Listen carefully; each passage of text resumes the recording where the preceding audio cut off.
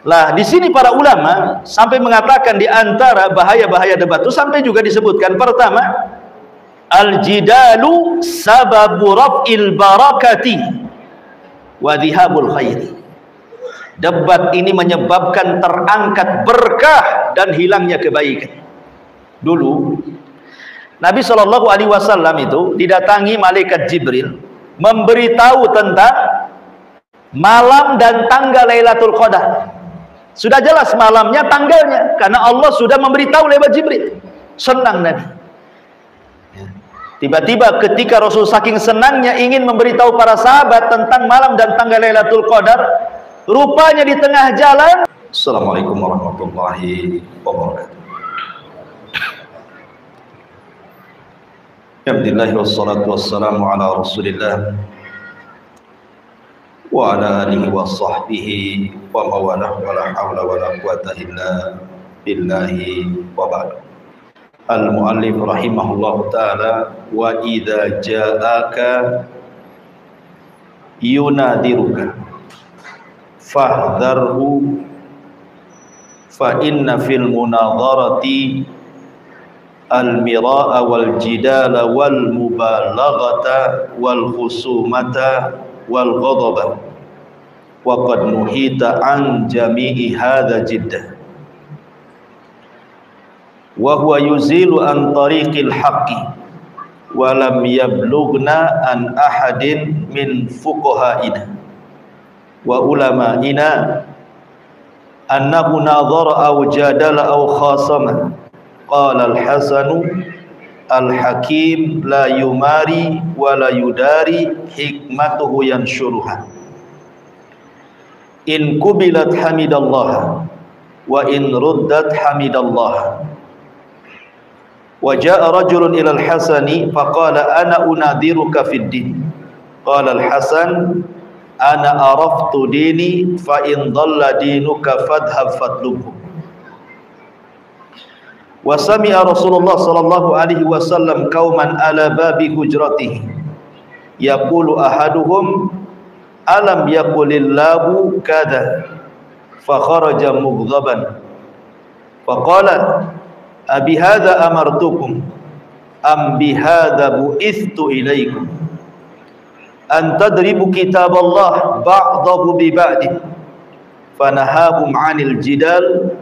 Wa kana Ibnu Umar yaqrahul munadharata wa Malik ibn Anas wa man fawqahu wa man dunahu ila yaumina hadha. Wa qaulullahi azza wa jal akbaru min qaulil khalqi. Qala Allah tabaraka wa ta'ala wa ma yujadilu fi ayatillahi illa alladhina kafaru. Wa sa'ala rajulun Umar ibn al-Khattab faqala ma wan nashitati nashta. Qala law kunta mahluqan la darabtu unuqa. Wa qala an-nabiy sallallahu alaihi wasallam al-mu'min la yumari wa la ashfahu lil mumari yaumal qiyamati fada'ul mira'a bi qillati khairihi. Intaha kalam. Kata muallif rahimahullahu ta'ala, apabila datang kepadamu seseorang yang mengajak debat dengan kamu, maka hati-hati, karena dalam perdebatan itu ada mirah. Mirah itu maksudnya debat tapi bukan mencari kebenaran, hanya ingin debat saja. Wal jidalah, dan juga menghendaki jidal hanya untuk berargumen saja, kuat-kuat argumentasi. Wal mubalaghah, ataupun berlebihan. Wal khusumata, ataupun hendak mencari permusuhan. Wal ghadabah, dan juga menimbulkan kemarahan. Dan sungguh engkau sudah dilarang dari perkara-perkara itu dengan sangat serius. Karena perdebatan yang seperti ini menghilangkan dari jalan yang benar, dan tidak sampai kepada kita satupun dari para ahli fikih dan ulama kita melakukan perdebatan atau berjidal seperti itu. Berkata Al-Hasan, maksudnya Hasan Al-Basri, pemimpin para tabi'in, orang yang bijaksana itu pasti tidak akan berdebat, maksudnya berdebat yang tidak untuk mencari kebenaran, hanya menang-menang. Tetapi orang yang bijak itu adalah orang yang menyebarkan kebijaksanaan, hikmah-hikmahnya kepada manusia. Kalau diterima, alhamdulillah. Ditolak, alhamdulillah. Sampai ada seseorang datang kepada Hasan Al-Basri dan mengatakan, ana unadhiruka fiddin, saya siap berdebat dengan kamu dalam urusan agama ya imam. Maka Hasan Al-Basri mengatakan, saya tahu agama saya. Fa in dhalla, artinya kalau engkau tidak tahu agamamu, fadhhab fatlubhu, cari, enggak usah berdebat. Dan Nabi SAW pernah mendengar sebuah kaum berada di depan pintu rumahnya. Salah seorang mereka berkata, bukankah Allah sudah berfirman ini dan itu? Maka Rasul keluar dan mengatakan, bukan ini aku memerintahkan kalian, dan bukan seperti ini aku diutus kepada kalian, untuk mencanggahkan antara kitab Allah satu dengan yang lainnya. Maka Nabi SAW melarang mereka untuk berjidal, berdebat. Bahkan Ibnu Umar memakruhkan perdebatan. Begitu juga Imam Malik Ibn Anas, dan orang yang di atasnya dan orang yang di bawahnya sampai hari ini. Karena firman Allah Subhanahu wa taala itu jauh lebih besar dibandingkan perkataan makhluk.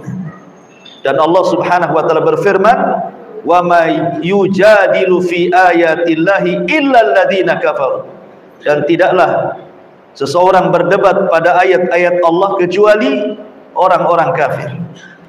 Seseorang bertanya kepada Umar bin Khattab radhiyallahu anhu tentang makna ayat an-nasyitati nashta dalam surah An-Nazi'ah. Maka Umar mengatakan, lau kunta mahlukon, kalau engkau kepalamu botak, maksudnya ciri orang Khawarij, suka membotakkan kepala, la darabtu uluk, sudah kupukul atau pukul leher, sudah kupenggal leher. Dan Nabi SAW bersabda, seorang mukmin tidak mungkin berdebat, dan saya tidak akan memberikan syafaat pada orang-orang yang suka berdebat pada hari kiamat. Maka manusia pun akan mendoakan kepada orang yang suka berdebat ini dengan sedikit kebaikan. Baik. Perkataan mu'alif rahimahullah ta'ala sini bicara tentang larangan al-mirah. Mirah itu artinya berdebat tetapi bukan untuk mencari kebenaran, hanya untuk menang-menangan. Inilah salah satu ujian bagi para thalabatul ilmu. Ujian para thalabatul ilmu itu di sini. Kalau ujian orang-orang awam dengan harta, mereka pikir itulah jalan kebahagiaan dengan harta, makanya mereka tidak ada hari kecuali otaknya duit saja. Pagi duit, siang duit, malam duit. Itu ujian orang-orang awam. Atau mungkin jabatan, kepemimpinan dan begitu seterusnya. Tapi ujian para thalabatul ilmi, dikiranya bahagia itu kalau sudah bisa mendebat orang, menang. Kemudian bangga, merasa dirinya paling pandai dibandingkan yang lain. Makanya dalam Islam itu, agama ini dipelajari bukan untuk diperdebatkan. Agama ini dipelajari untuk diamalkan dan mendekatkan diri kita kepada Allah Azza wa Jalla. Makanya Syekh Shalih Fauzan hafizahullah ta'ala mengatakan, salah satu musibah adanya internet pada hari ini, adanya handphone pada hari ini, adanya alat komunikasi pada hari ini yang jauh lebih canggih dibandingkan zaman dulu. Muncullah orang-orang yang jahil, tidak punya agama, mulai memperdebatkan soal agama di medsos. Kita tidak tahu siapa orang ini. Dia hanya komen saja. Apakah dia orang alim ke orang jahil? Apakah dia orang Islam ke orang kafir? Namanya di medsos, kita tidak tahu. Kadang-kadang juga gambarnya bukan gambar dia. Kadang-kadang asal letak saja kan gitu, sehingga tidak tahu yang bicara siapa.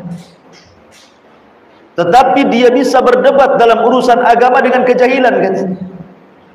Dan ini membahayakan. Beda di zaman dulu. Kalau orang dulu itu tidak tahu, datang kepada orang alim bertanya, kemudian diamalkan. Tapi zaman sekarang kalau tidak tahu diperdebatkan, sehingga akhirnya bukan menambah keyakinan pada agama, justru mendatangkan keraguan. Dari sini ma'asyiral muslimin, kata beliau, disinilah bentuk bahayanya medsos. Karena kalau sudah berdebat dalam urusan agama, kemudian sampai mencaci maki di dalamnya, apalagi kemudian menyerempet-nyerempet, mencaci maki Allah, Rasul dan ayat-ayatnya, bisa kufur. Hanya karena mungkin urusan-urusan politik kadang-kadang nih, kalau bulan politik ini agama masuk.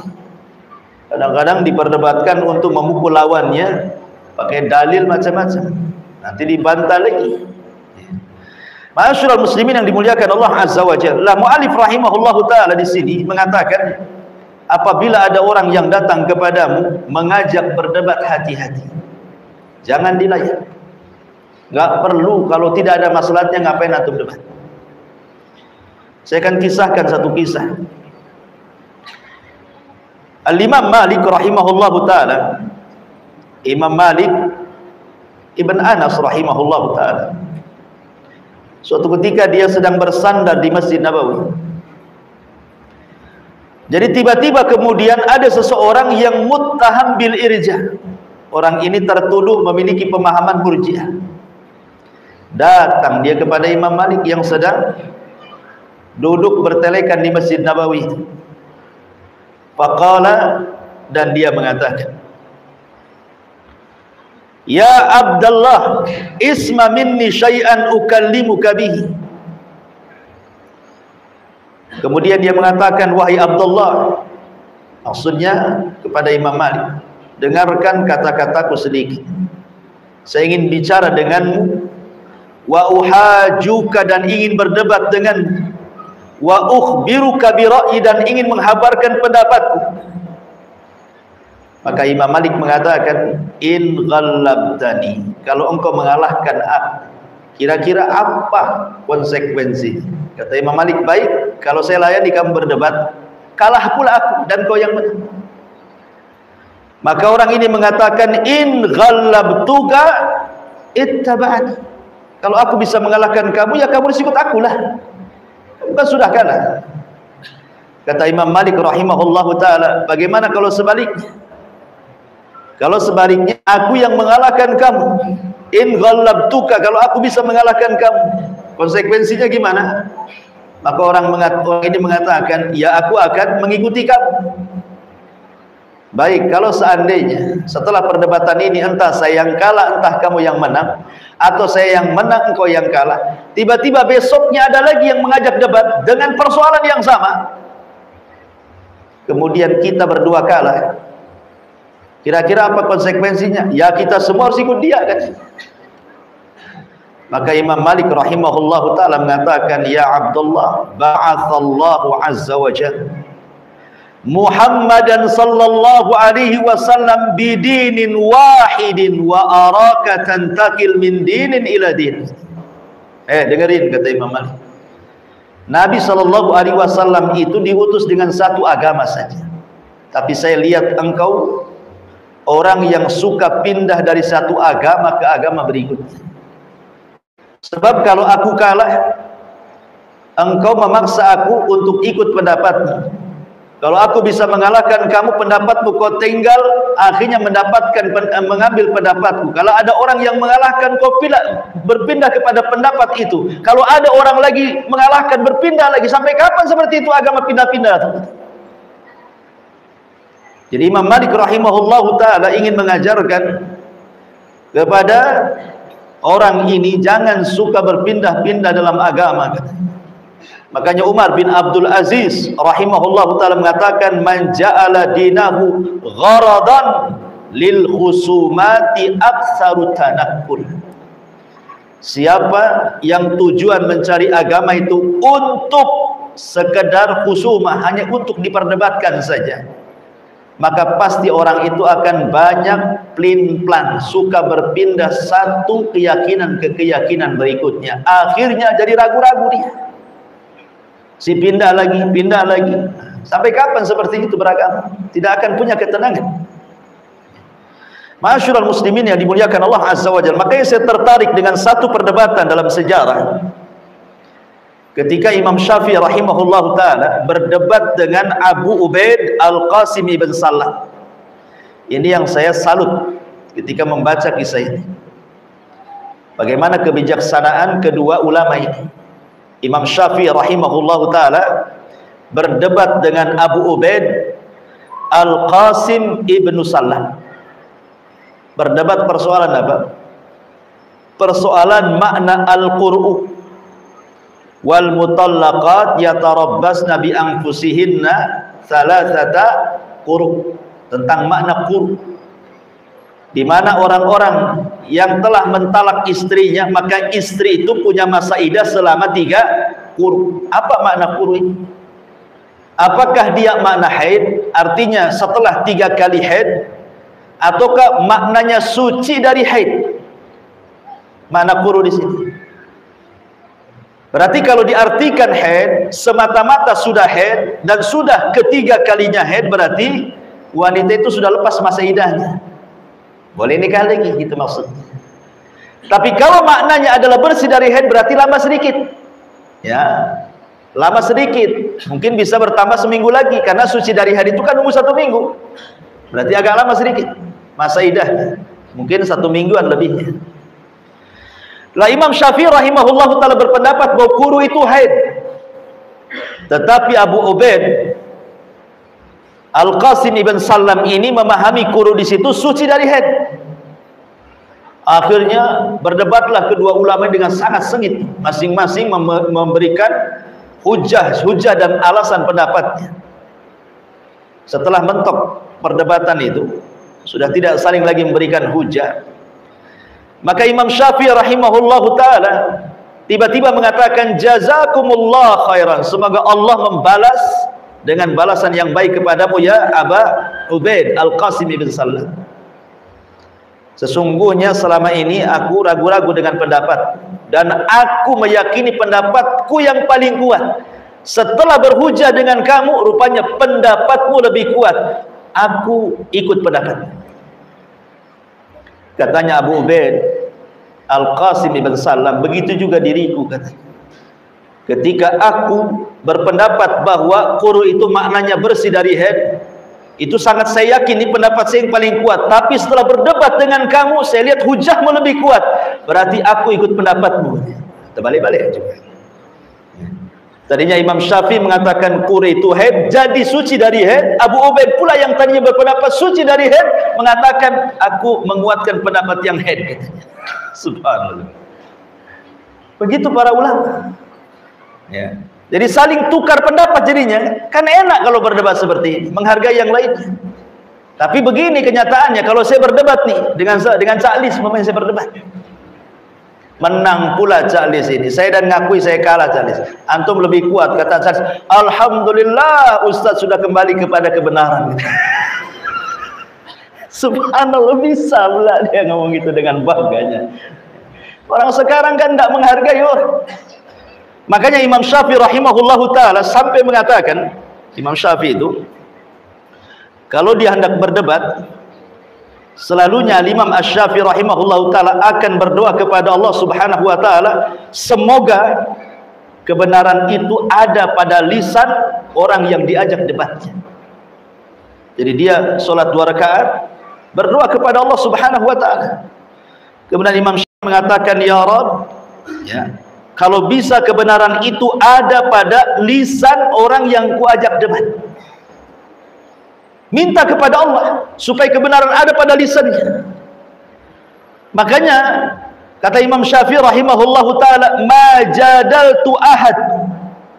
jadaltu ahadan qad fa ahbabtu an yuhdhiya. Maksudnya fa ahbabtu annal haq ala lisanihi. Aku tidak pernah mendebat seorang pun kecuali aku sangat menginginkan kebenaran itu ada pada lisannya. Karena tujuan Imam Syafi'i berdebat itu untuk mencari faedah dari lawan debatnya, bukan untuk mengalahkannya. Boleh jadi saat berdialog itu ada pengetahuan yang kita tidak tahu, dia pula tahu. Jadi dapat faedah jadinya kan debat ini. Makanya seseorang itu kalau ingin berdebat dengan para ulama, dengan para talabatul ilmi gitu, maka berdebatlah sesuatu yang antum ada faedah di dalamnya. Jadi yang tidak tahu jadi tahu.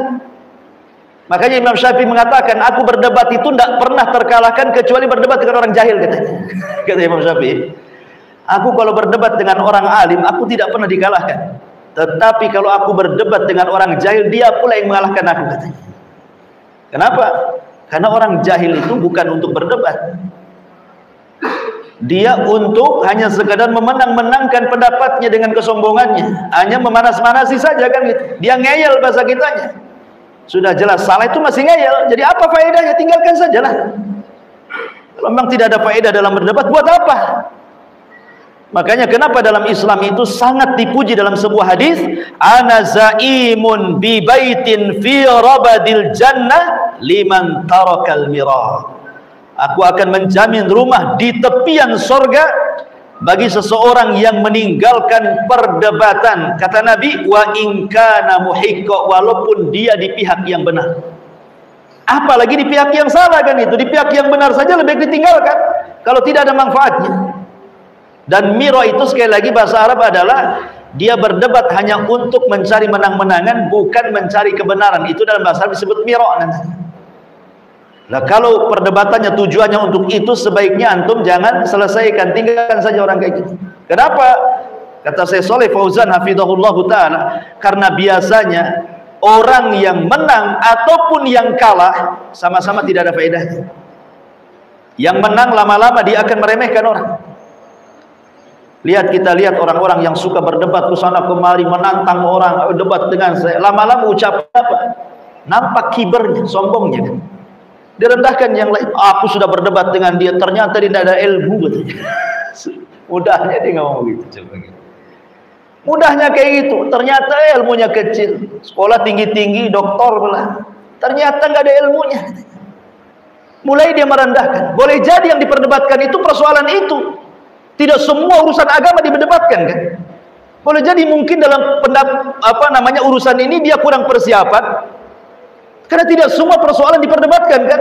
Mau berapa minggu, berapa tahun urusan agama ini banyak. Tapi karena sudah saling berdebat, akhirnya dia akan sombong, meremehkan orang ujung-ujungnya. Makanya dihindari, kalau bisa jangan. Dihindari. Apalagi kalau umpamanya sampai suudzon kepada orang. Seperti tadi umpamanya suudzon kan. Alhamdulillah Abu Meros sudah kembali kepada kebenaran. Berarti sebelumnya dia di kesesatan. Sebelumnya dia sesat, berarti kembali kebenaran kan.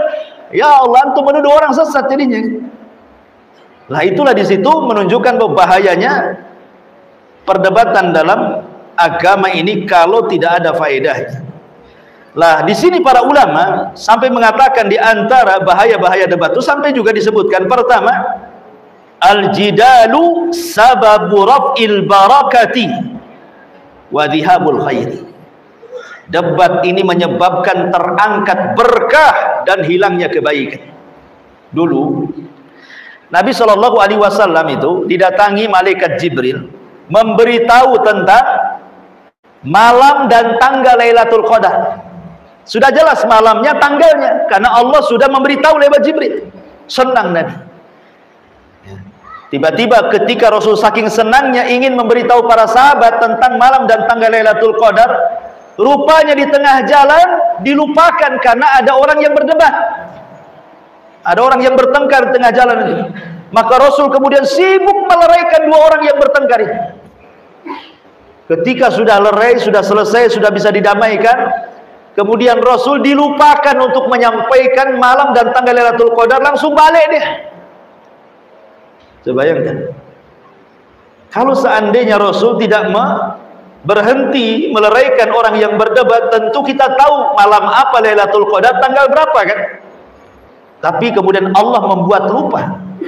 Gara-gara Nabi SAW meleraikan orang yang berdebat. Kata Nabi, kharajtu li ukhbirakum bi lailatul qadri fatalaha fulanun wa fulan farufi'at wa asa an yakuna khairan lakum faltamisuha fit tasi'ati was sabi'ati wal khamisati, kata Rasul.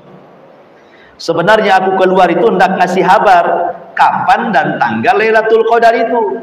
Tiba-tiba ada dua orang yang berdebat, berselisih, kudamaikan keduanya. Akhirnya berkah itu diangkat oleh Allah. Ya, saya sih hanya berharap mudah-mudahan ini kebaikan bagi kalian. Kalau begitulah carilah Lailatul Qadar di malam ke Tasi' ke 29 atau Sabi 27 atau Khamis 25, kata Rasulullah dalam riwayat, iltamisuha fi ashril awakhir min Ramadan. Carilah di akhir-akhir bulan Ramadan, artinya 10 akhir Ramadan, bisa 21, 23, 25, 27, 29, wallahu a'lam. Sebab gara-gara perdebatan hilang pula berkah itu. Akhirnya kita disibukkan mencari Lailatul Qadar kan? Mencari Lailatul Qadar, entah 21 sudah sibuk, 21 lebay, dah mulai tidak mau sholat ya. Padahal kita tidak tahu Lailatul Qadar itu tanggal 21-nya atau 22-nya. Ya kan? Apalagi kalau perselisihan pemerintah dengan ormas beda.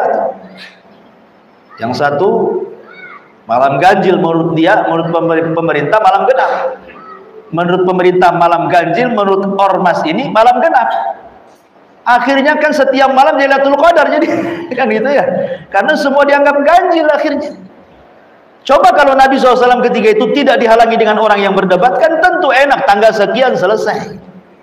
Tapi karena sudah diangkat dan itu mudah-mudahan sebuah kebaikan, kata Rasul, maka inilah diantara sebab diangkatnya berkah dan hilangnya kebaikan adalah sababuhul jidal, karena perdebatan. Yang kedua, al-jidalu yufsidul ibadata aw yakad an yufsidah.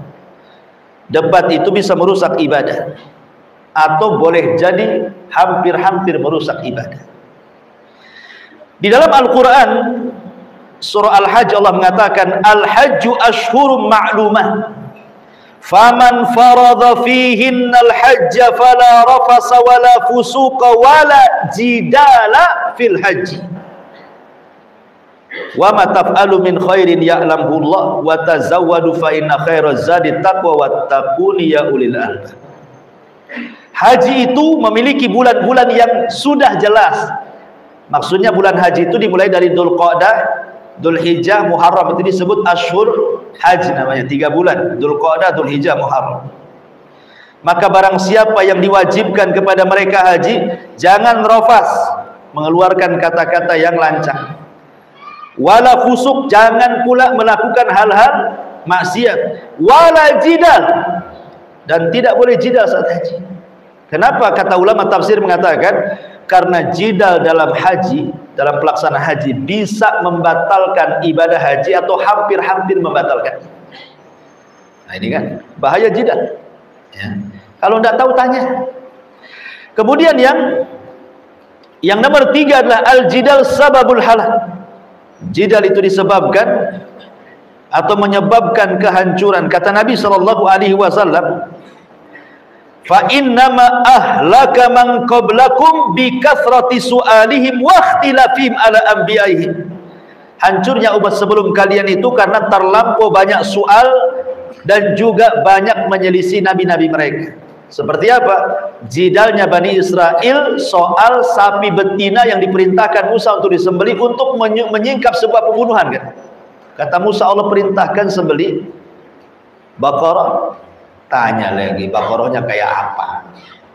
Dijelasin Baqarahnya dia tidak tua, tidak muda. Tanya lagi macam mana warnanya. Dijelasin warnanya kuning pekat, nggak ada kuning yang lain. Kalau orang lihat senang. Tanya lagi, kami masih ragu-ragu, masih samar itu. Tolong lebih jelas lagi katanya. Apakah Baqarahnya itu sudah dipekerjakan atau belum dipekerjakan? Macam-macam. Akhirnya hampir-hampir mereka tidak bisa melakukannya. Hampir-hampir hancur mereka. Sebab kalau mereka tidak bisa melakukan azab, itu masalahnya. Hampir-hampir mereka diazab. Kalau bukan karena mereka mengatakan wa inna insyaallahu la muhtadun. Kalimat insyaallah Itulah yang menolong mereka. Akhirnya mereka bisa melaksanakan dengan sangat payah, susah. Ya. Ini juga yang ketiga. Yang keempat, al-jidal min asbab dukhulin nar. Bahwa jidal itu sebab orang bisa masuk ke dalam neraka berdasarkan hadis, man talabal ilma liyujariya bihil ulama au yumariya bihi sufaha wa yasrifu bihi wujuhan nas ilaihi adkhalahu Allahu nar.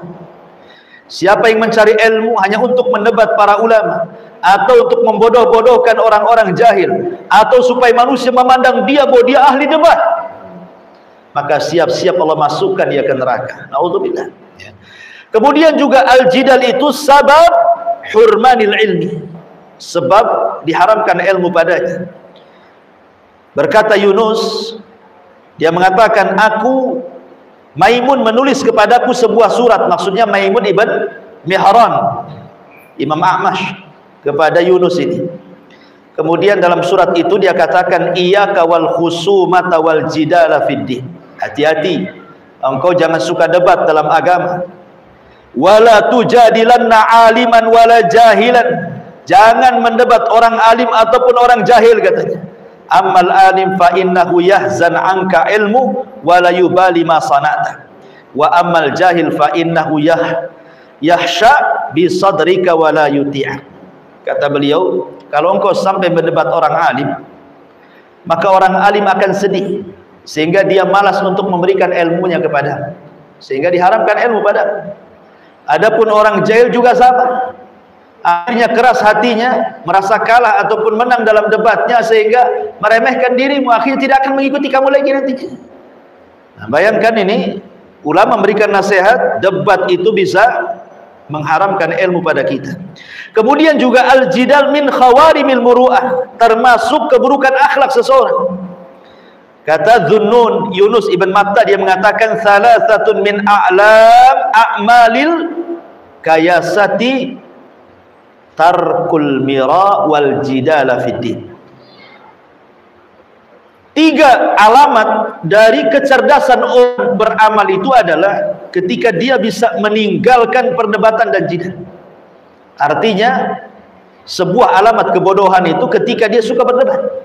Karena hidupnya ikhwan kalau berdebat itu pasti dihinggapi dengan dendam, dengan marah gitu ya. Kalau kalah malu, kalau menang merasa tinggi hati gitu ya kan. Itu kan bahaya. Kalah menang sama-sama bahaya. Makanya kemudian jidal ini bisa menghilangkan khawarimul muru'ah. Termasuk jidal ini yunafil uhuwah al-imaniyah, bisa meniadakan persaudaraan.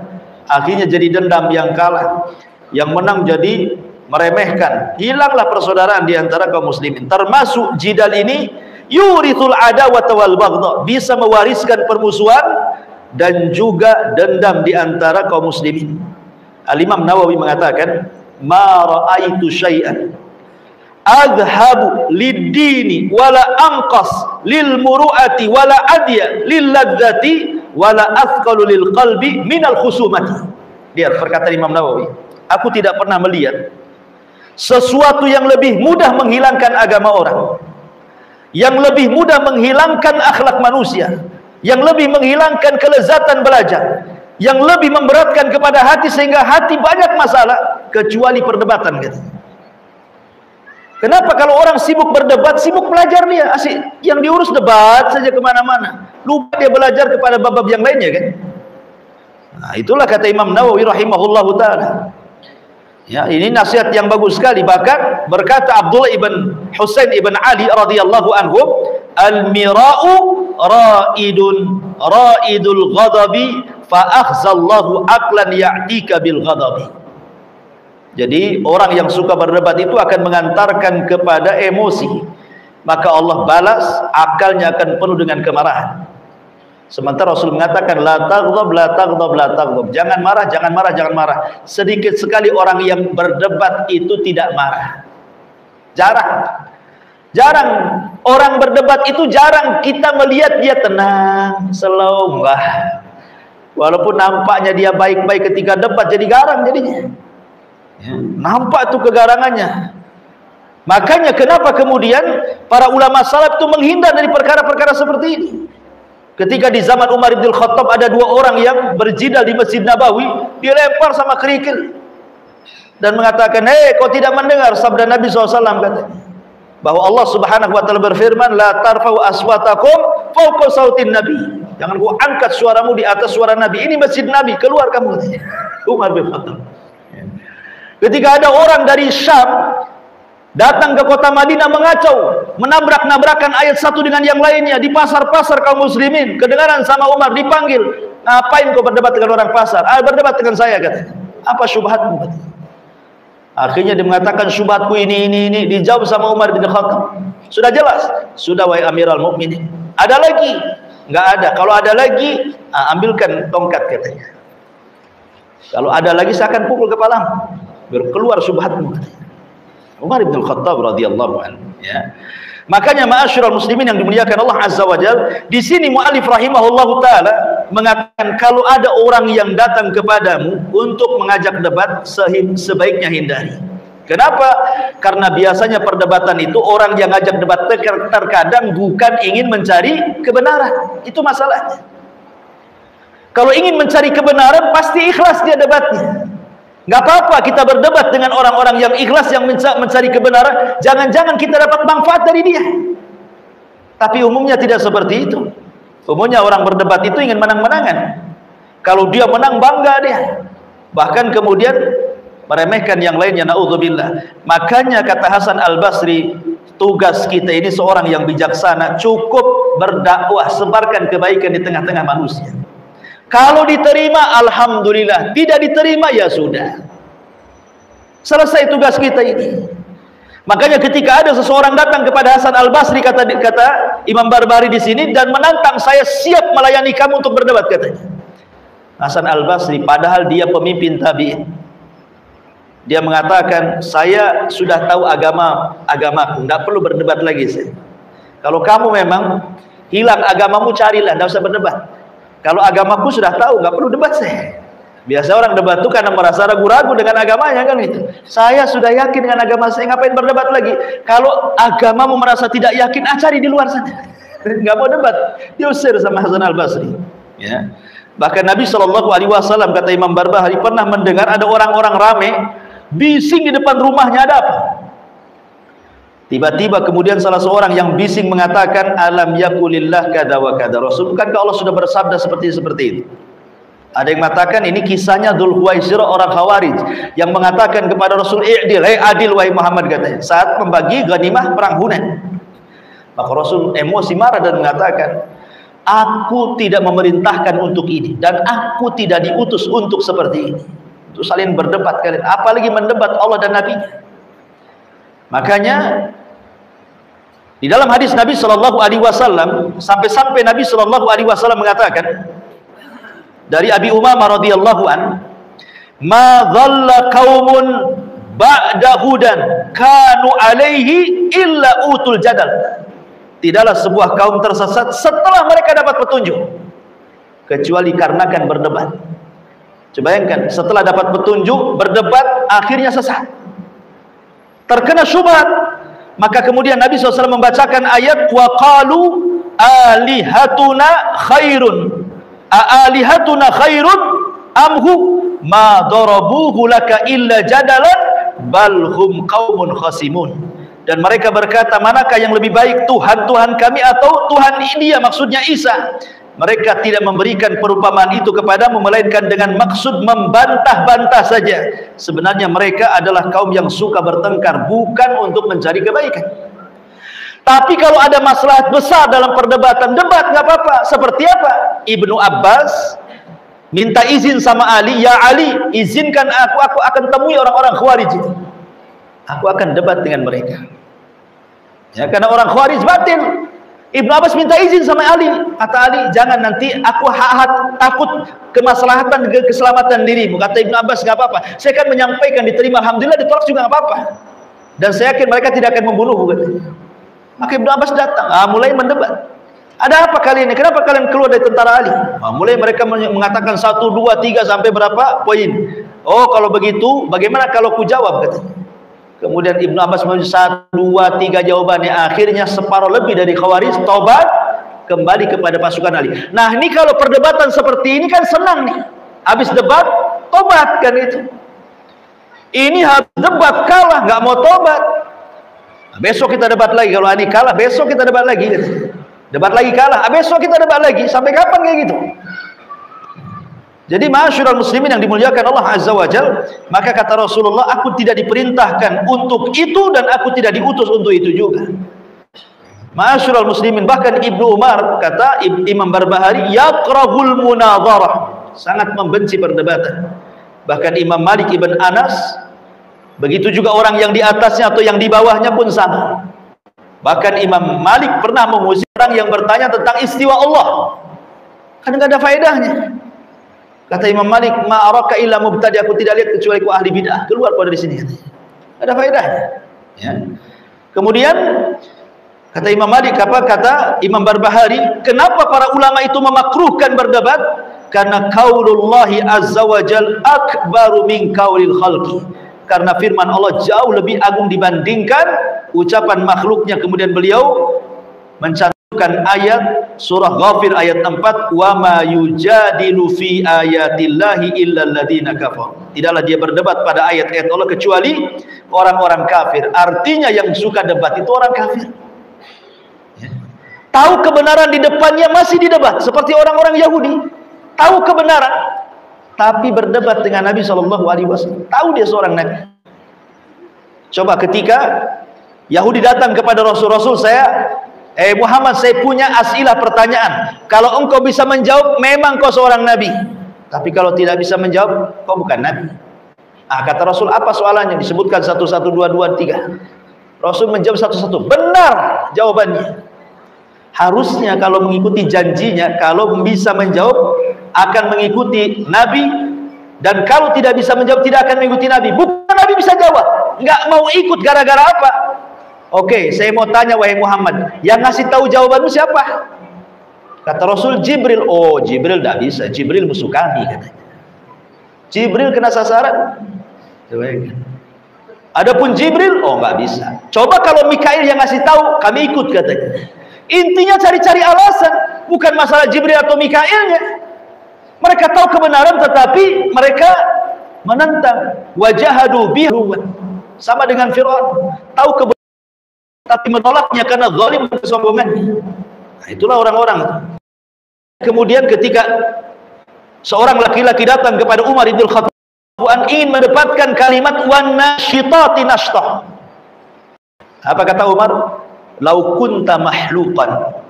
Makhluk itu artinya dicukur rambutnya, dibotak, itu cirinya orang Khawarij. Kalau engkau Khawarij, kata Umar bin Khattab, la darabtu unuqa, sudah kupenggal lehermu. Maka Umar tidak suka orang mendebat dalam rangka untuk kesombongan, bukan dari kebenaran. Kemudian Rasul juga mengatakan seorang mukmin tidak mungkin berdebat hanya untuk mencari menang-menangan, bukan mencari kebenaran.